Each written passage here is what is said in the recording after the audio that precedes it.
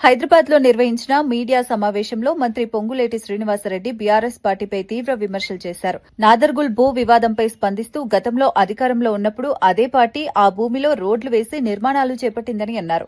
2022 November నాటికే ఆ ప్రాంతంలో అభివృద్ది పనులు జరిగినట్లు చెప్పారు. ఇప్పుడు అదే అంశంపై ఆరోపణలు చేయడం సరైంది కాదని వ్యాఖ్యానించారు.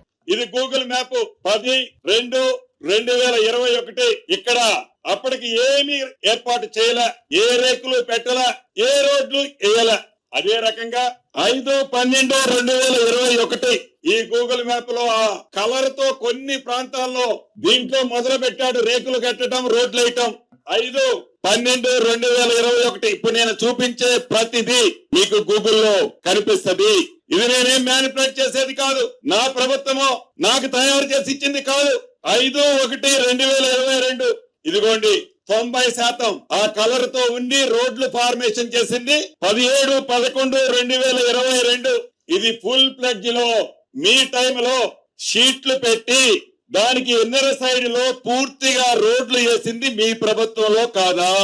ఎవరున్నారండి అధికారంలో ఆనాడు? అబద్ధాలరావు గారు, డ్రామాలరావు గారు. 2022 నవంబర్ 17 అధికారంలో నీ దొరపాలనే ఉంది కదా.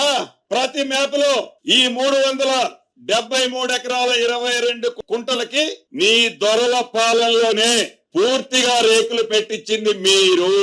దాన్ని ఈ ప్రభుత్వం మీద, ఈ మంత్రి మీద నిందలు మోపుతావా?